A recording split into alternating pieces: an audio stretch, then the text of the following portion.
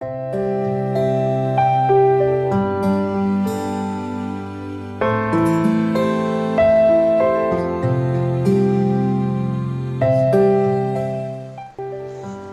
está o teu altar? Sim, com esta pergunta eu quero conduzir os irmãos a uma rápida reflexão sobre o que está escrito em 1 Reis, capítulo 18, versículo 30. Diz a Bíblia que todo o povo se chegou a Elias, e Elias reparou o altar do Senhor que estava quebrado.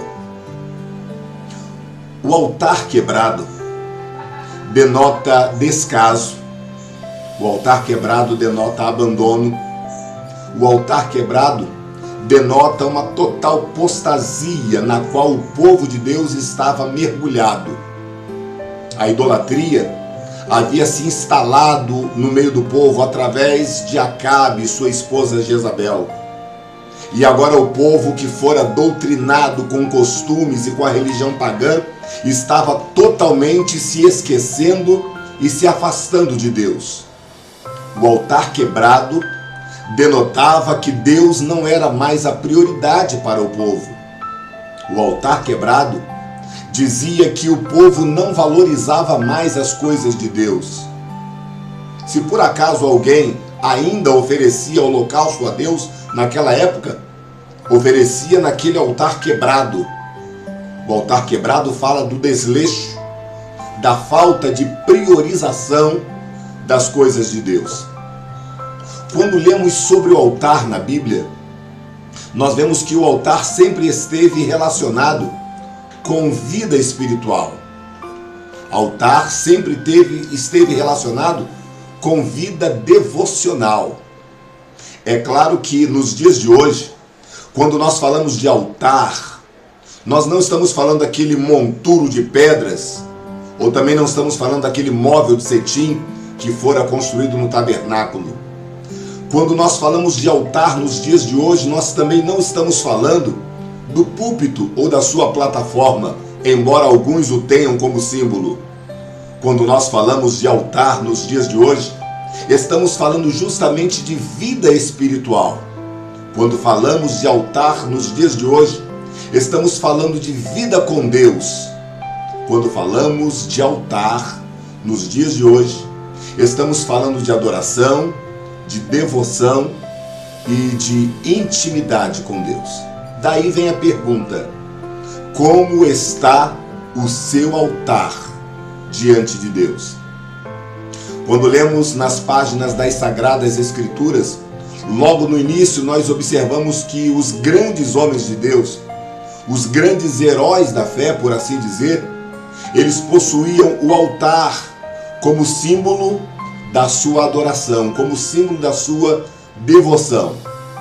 Os grandes homens, principalmente os nômades, os peregrinos, eles sempre se preocupavam em armar uma tenda, cavar um poço e levantar um altar a Deus.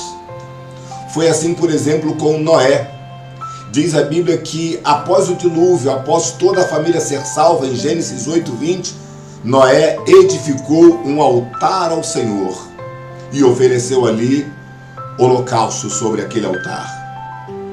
A Bíblia diz que Abraão, quando peregrinava, ele construía altares, capítulo 12, versículo 7, e apareceu o Senhor a Abraão e disse: a tua semente darei esta terra, e edificou ali um altar ao Senhor que lhe aparecera. No versículo 8 do mesmo capítulo 12, a Bíblia diz assim: e moveu-se dali para a montanha, a banda do oriente de Betel, e armou ali a sua tenda, tendo Betel ao ocidente e ao oriente Ai, e edificou ali um altar ao Senhor, e invocou o nome do Senhor. Para onde Abraão se deslocava, para onde Abraão se movimentava, ele sempre estava preocupado em construir um altar e invocar o nome do Senhor. Você se lembra de Gênesis capítulo 22, versículo 9? Quando a Bíblia diz que Abraão chegou ao lugar onde Deus lhe dissera, edificou ali um altar a Deus e pôs em ordem a lenha e amarrou seu filho para oferecer o seu filho no altar de Deus. Embora saibamos que isso não aconteceu, embora saibamos que Isaac não foi oferecido naquele altar, mas esta atitude de obediência de Abraão denota uma vida no altar de Deus. Aliás, altar na Bíblia, quando nós estudamos a história e a movimentação dos grandes homens de Deus, nós encontramos vários significados que servem para nós de lição. Para Noé, o altar foi a proteção de Deus. Para Abraão, o altar foi a comunhão com Deus. Para Abraão, em outra passagem, no caso Gênesis 22:9, o altar denotou obediência a Deus. Para Isaac, o altar foi a confirmação da chamada e da promessa de Deus. Gênesis 26:25. Para Jacó, o altar foi a aliança com Deus. Se lembra quando ele foi fugido do seu irmão, logo no deserto de Padã Arã, ele teve uma visão, a pedra ele colocou como sua cabeceira, ele acordou do sonho e percebeu a presença de Deus, e com aquela mesma pedra ele edificou um altar ao Senhor. Já depois de todo o desenrolar da sua vida, quando ele volta então da casa do seu tio, a Bíblia diz que Jacó, em gratidão a Deus, Gênesis capítulo 33, versículo 20, Jacó levantou um altar a Deus em gratidão a Deus. Os irmãos também se lembram quando Amaleque, ele afrontou o povo de Deus que passava pelo deserto. Josué foi à peleja contra Amaleque, e Moisés, Arão e Ur ficaram no monte orando, intercedendo.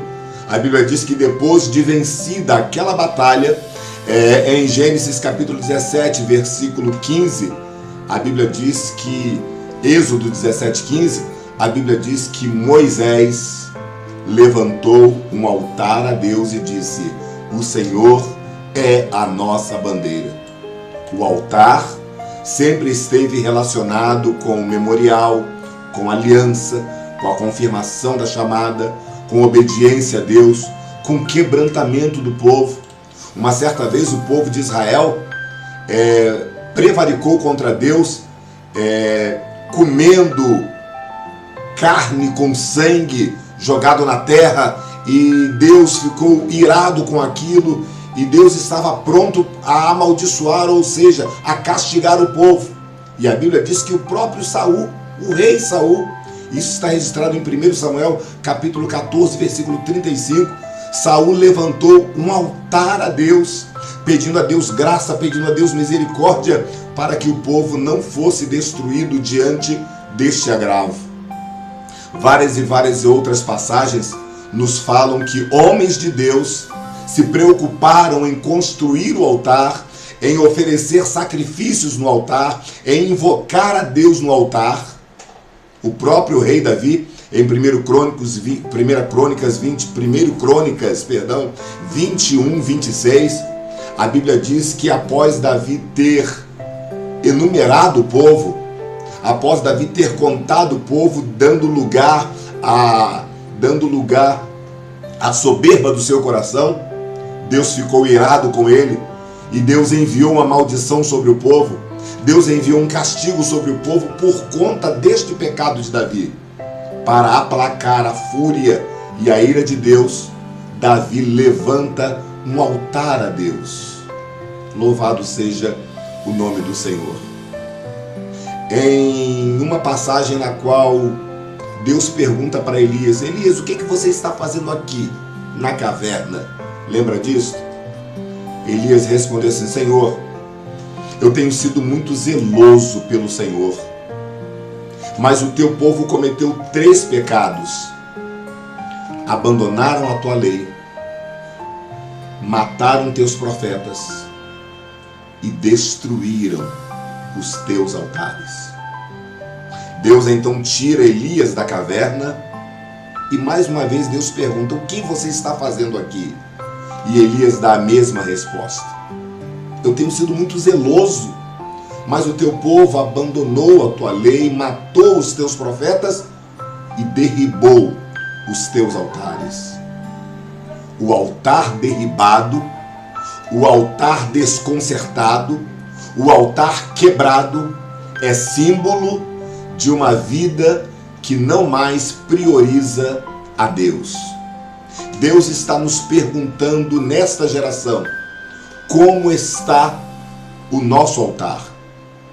Lembremos-nos que, por ocasião da construção do tabernáculo e também do templo, haviam muitas peças, haviam muitos utensílios, porém os dois mais importantes utensílios do tabernáculo eram justamente os altares.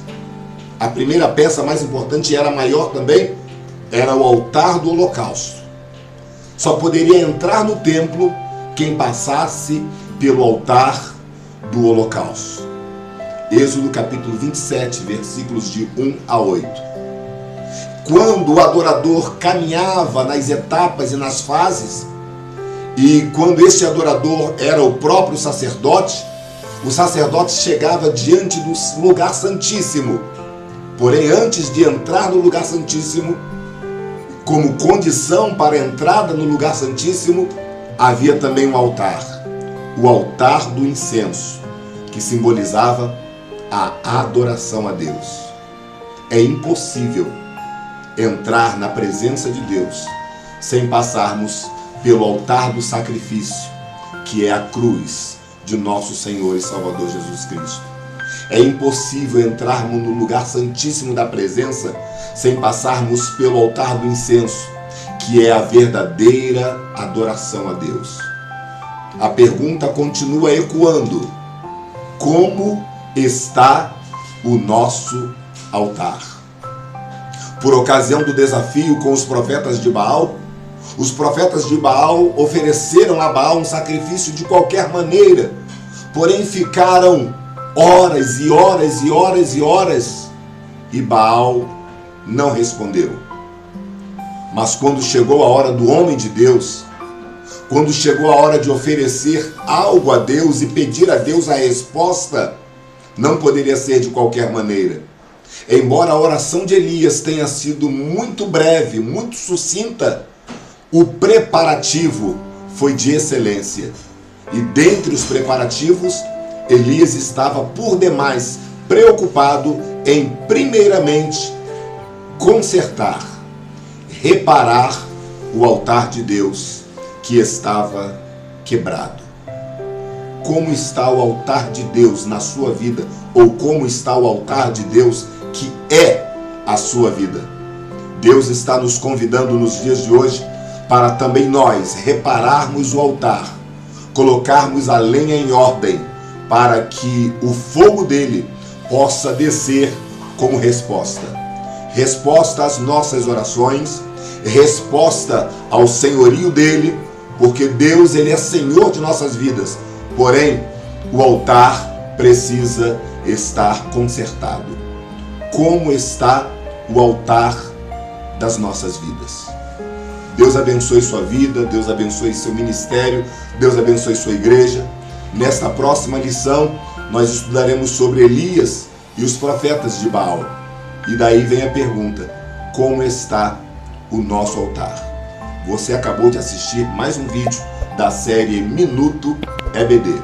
Não esquece de deixar o seu like, não esquece de curtir este vídeo, não esquece de compartilhar este vídeo com outras pessoas.